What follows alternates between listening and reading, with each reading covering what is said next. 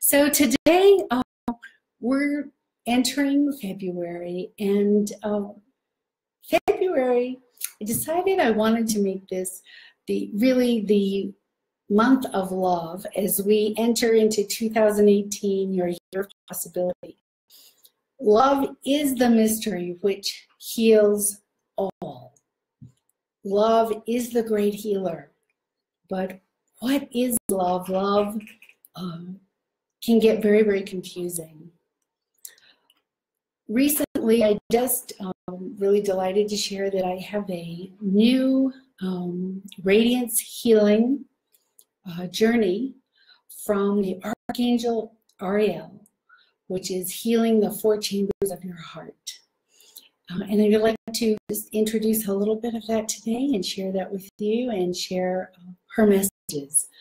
So Archangel Ariel is the great overseer of love, of the love from the beloved and the beloved, meaning she is the connector which connects polarities. So masculine, feminine energy, light and dark, disparate beliefs, and she works specifically with that energy of the beloved. And what is the beloved? The beloved is that energy of romance, where we're soft. It's where we become vulnerable, where we are tender, where we drop our guard and we realize that we're all souls. They're all the same. There are many, many facets to love. There's the love of duty. Last week we talked about rigor. That is a kind of love, the love of being able to say no, set a boundary. That's a love. And this love is the love of the beloved, Archangel Ariel. The love of the beloved is the deepest and most profound healer, because when we're in that experience, we drop down into a state of consciousness where the ego falls aside and we melt. We have to feel very safe for that, don't we? We have to feel like the person I'm with isn't going to stab me while I'm a puddle. And so we rarely get there. We long to get there. We want to be in that soft, sweet state, but we rarely get there because it's hard to find a safe space to be there. What I'd like to propose is that you begin to cultivate that space. You begin to set the space in your home where you can experience it, where you can know that with your friends, with your love interests, with your children. It really is intimacy. The love, the beloved with the beloved, is intimacy. We have a long, long way to go in humanity, in our workplace, to know intimacy. But imagine if in the business world there was a room where one could go and sit 5 minutes a day and just be with each other in a very warm and vulnerable space. That's the future world. I don't see us being there right now. But imagine what it could do for business, that everyone is connected in this place.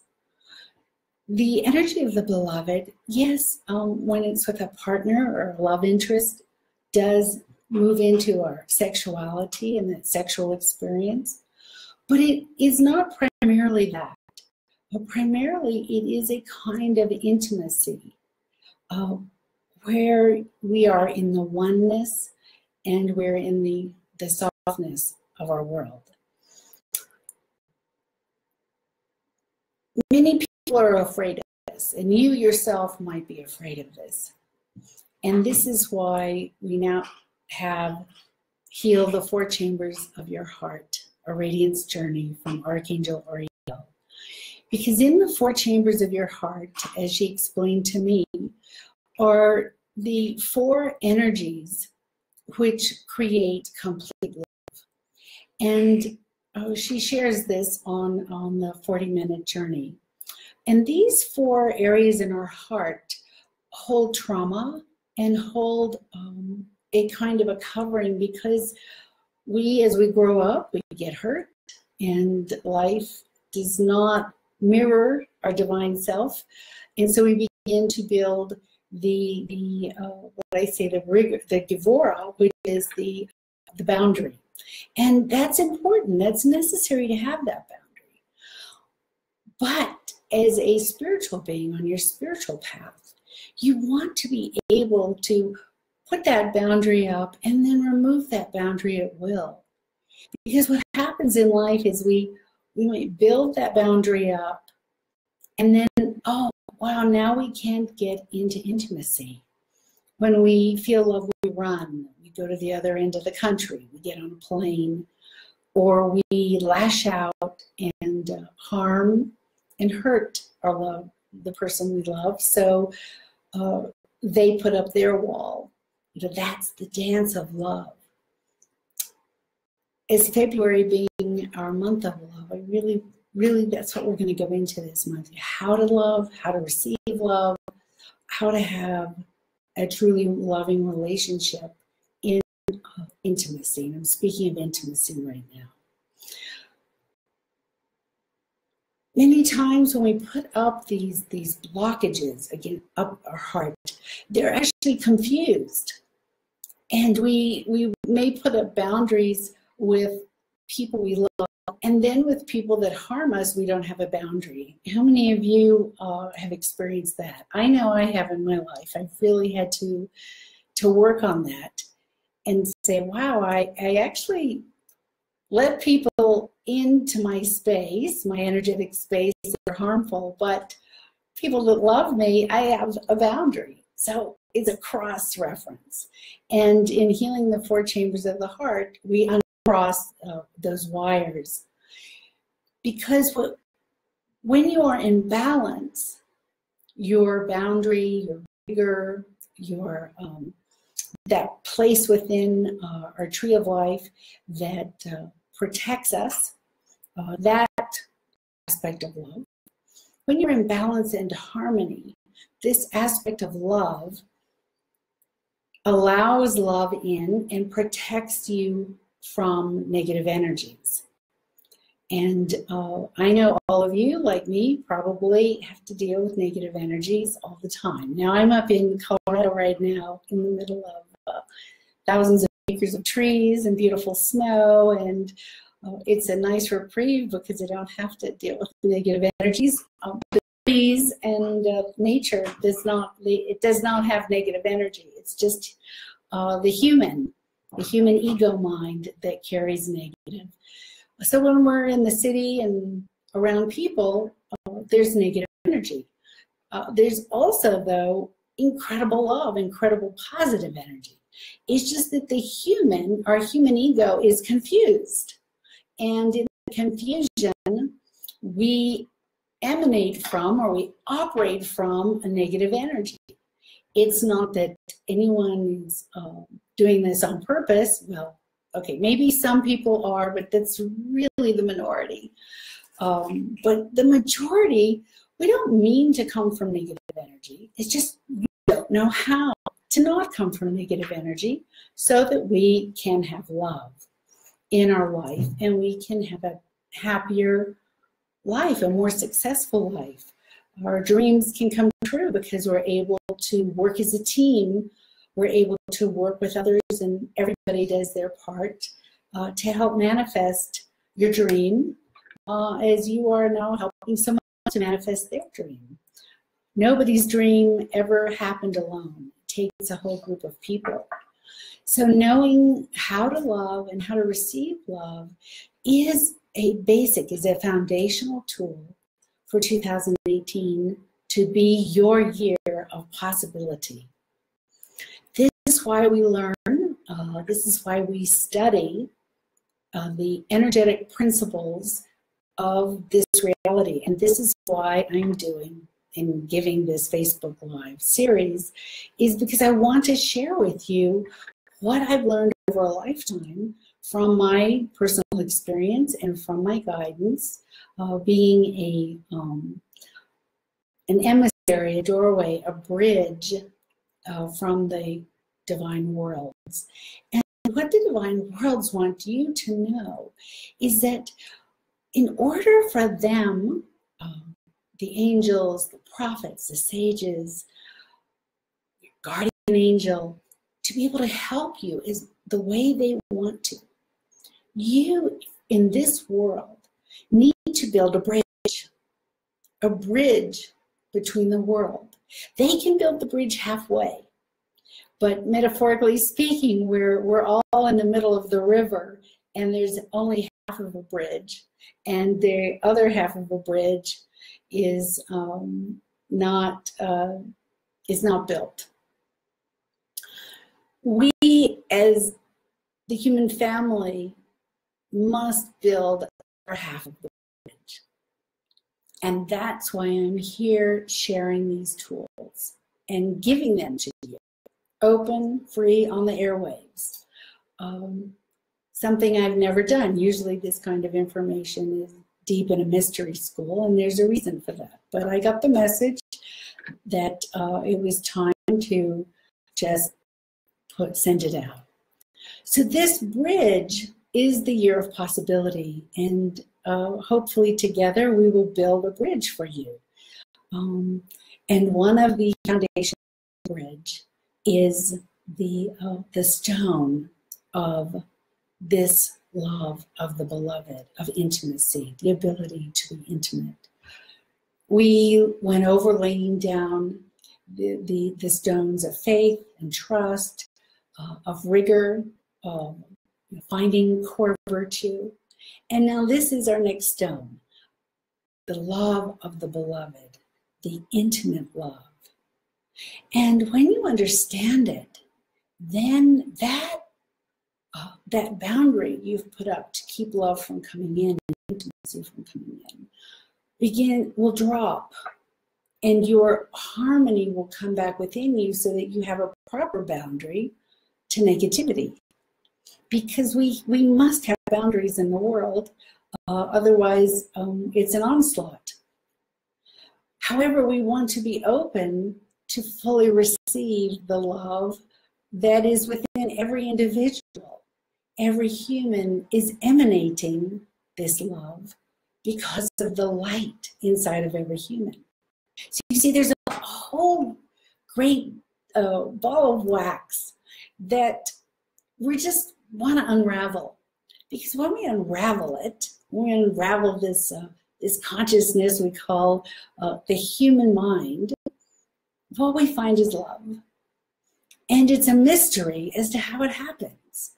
Ultimately, we can't say, well, this is how I transformed, or this is how I had an aha moment, or this is how love came in. However, we can say, well, I took these steps. I did this meditation. I listened to this healing. I lit a candle on my altar, and I had my mindfulness practice. But how it really happens is a mystery. And that is the great wonder. That is the awe and the beauty of her. And they heard the divine presence. And to him, the divine presence. And when we connect in intimacy and love, the her, the great her, the divine mother, and the great him, the divine father, in this reality, in this world, in the physical world, they reunite. They become one. I'm going to throw out a radical thought, and this radical thought is not radical in the Kabbalah, in the system of Kabbalah that comes from the ancient Hebrew mystery schools and also the ancient Gnostic Christian mystery schools. And that is, we are here to heal God. Now that's radical because we always say, well, God heal me, God heal me. But what the ancients saw was we are here to heal God. That God in this world is broken. And that's radical because it means that God is not omnipresent. It means God is not perfect. It means God is not the perfection of perfection.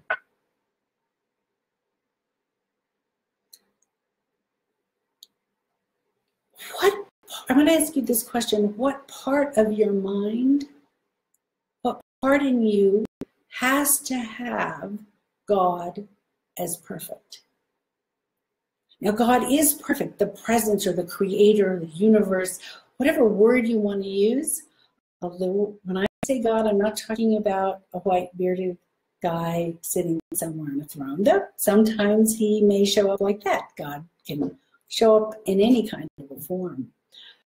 And speaking of the intelligence, the divine intelligence that is creating this reality.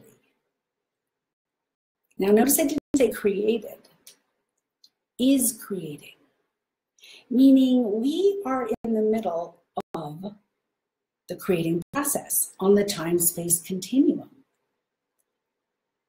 We are a point, a pearl in a string of pearls. We are the bead on the rosary, a bead on the prayer beads. We are a syllable of the mantra. But we have not made it around the necklace yet. We're at a place and a time and a history. And so how deep can we go into the syllable of the mantra we are living in? I was told a year ago that, or I was shown, forgive me, I was shown in deep meditation, brought to the light, where the presence said, you are in the age of surprise. That is the bead, that is the moment in time-space continuum that we're at. We landed here, and what the presence said is, there's nothing you can do to change this. It is out of your control. It's part of the process of my creating. The interesting thing is that once we were created, a human being in the image of God, once we were created, once this reality was created,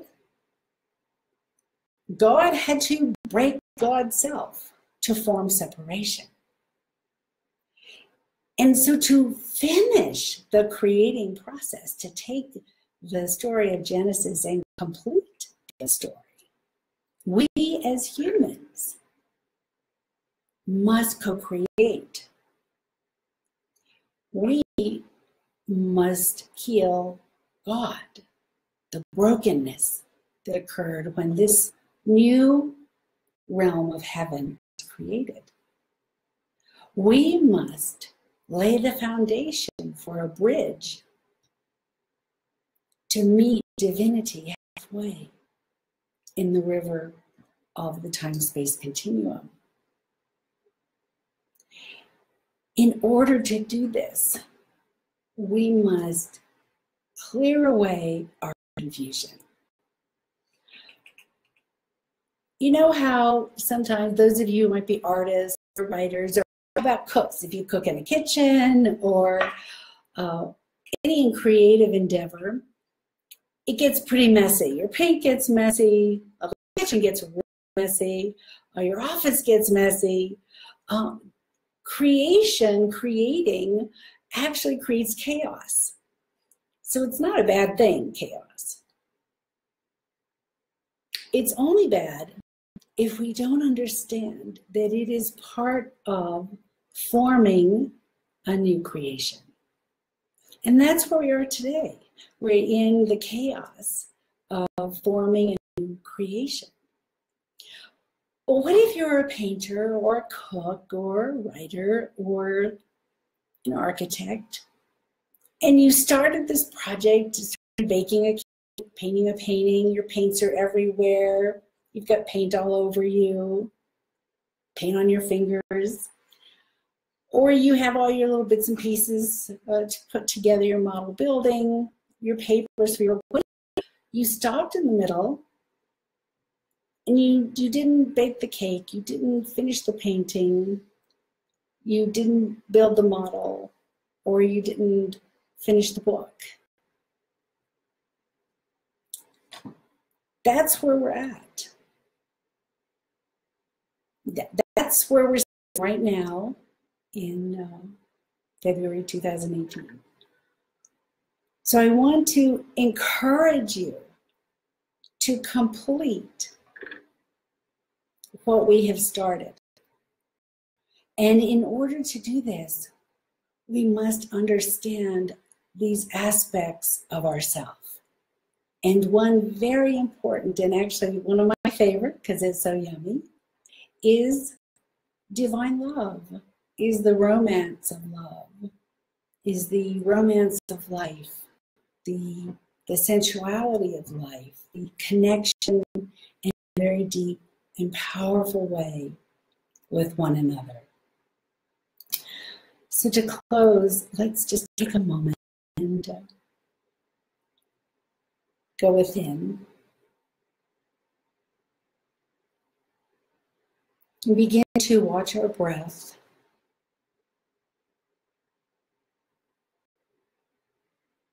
In this stillness and the quiet of our being.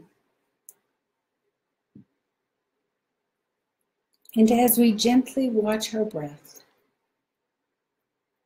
become aware and breathe through your nose, breathe through your nostrils, very deep, quiet breaths.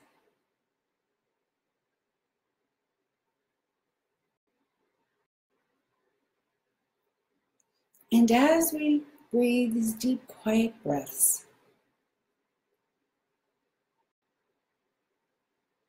become aware that there is a presence, an energy that has entered your room. This presence is all around you, very warm, comforting, like a vessel, a container.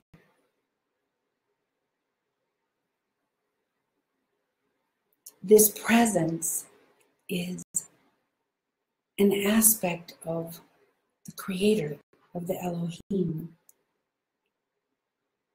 This is Archangel Ariel.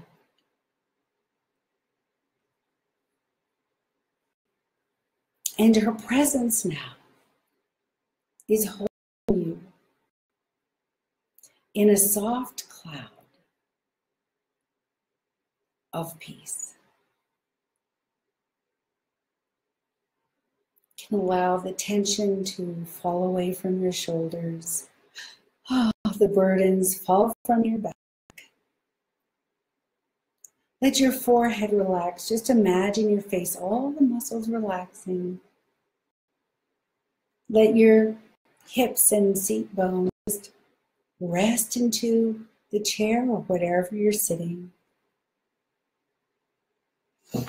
Allow your back to fall. Allow your feet, the soles of your feet, to unwind. And as we are in her beauty,